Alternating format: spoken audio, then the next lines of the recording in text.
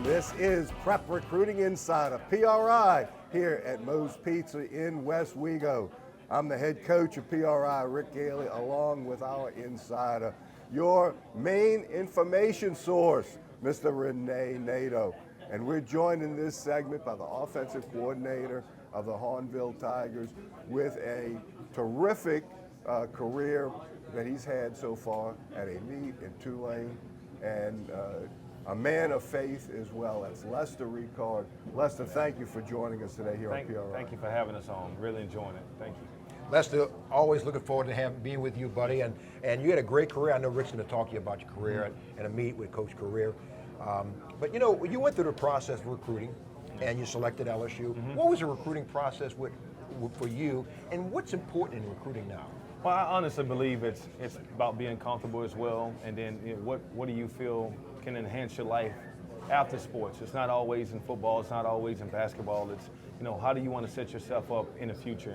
And that's what my parents, we sat down and talked about and spoke about in our home was, what's life after football going to look like after college? And it could be the National Football League. It can be the Major League Baseball. It could be, it can be being an accountant like my wife is now. So we want to find a place that we thought could set me up or us up for a future outside of football. And I think that's the important thing more than anything else. I mean, obviously you want to win games, whether it's on the mound, whether it's on the basketball court, whether it's in the swimming pool, but you got to think life after sports, and that's why even leaving LSU, going to Tulane, that academic institution and being what they are made such a huge impact. Because I could have gone to other SEC schools, I could have gone to some Big 12 schools, but Tulane, that opportunity to get a degree from there really resonated with me and my family.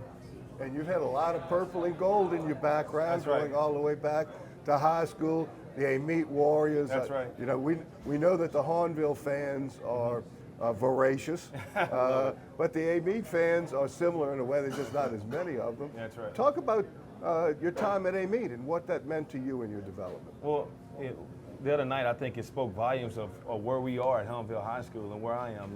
My family hadn't missed a football game since I've been in Hornville. My wife, they travel. They'll be in Patterson this weekend as well. But the big thing for me was, after a 2-hour rain delay and lightning delay, to come out and to see the stands packed, I got chills at that moment, and that's probably one of the first times I really got chills at a high school football game, was to see, after 2 hours, to see the amount of passion that people still had after being out there that long. And my family brought that up. My dad, even Sunday at church, he even preached about it, about staying the course and how our fans stayed the course even after a 2-hour rain delay. So, I enjoy a lot, the passion, just having that community aspect behind it. I think it's a special atmosphere on Friday nights there. Lester, you went to Tulane and you had a really good offense. Matt Forte, a very good friend of yours. That's Michael right. Perrington, Troy Cropod, That's right. guys who protected you.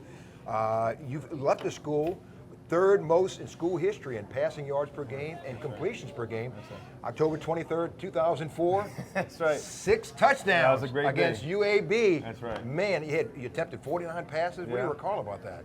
Well, I know Austin would like to hear that 49 part, being a quarterback. But, it was just all about winning, and for us, we weren't in a good place, because we had lost to Central Florida. Oh, I take it back, it was UCF. It was Central Florida, who hadn't won a game in 2 or 3 years, and then having to find a way to get back on the right track. And I was willing to do anything. If I would have had to rush the ball 49 times, which Coach Selfa would have never asked me to do because I didn't have that ability to do it, but I would have done anything that day. And, it was a great atmosphere. It was our homecoming game. We were playing against Darryl Hackney and Roddy White that day, and those guys put on a special performance as well. But, that's the great thing about football. It teaches you so much about staying the course and dealing with failure. And we had dealt with failure early in that year, and that was a great day for me, personally. But, just to watch us in that locker room be so exuberant about winning that football game was a special day for me. And you and I have a bit of a history going back to 2001. That's right. When we played Amite probably 8 or 9 times, I guess, in my 19 years as a head coach. But y'all came down to St. James, and I remember seeing you come on the field the first time, because Amite's they're vertically challenged for the most part. There's not very many 6-footers out there. And then here you come out at 6'4". Yes, sir. Yes, sir. And I remember you coming out of the field going, who in the world is that? I remember you were really outstanding in the field. Talk about that particular night, or some of the remembrances you have, and Coach Correa, Donald Correa, Yeah. one of the greats of the game. I mean, words can't express how much I actually love that man. You know, whatever he or his family needs, I would do anything for him. Because he made that type of profound impact on my life and my family's life, and the support that he gave me.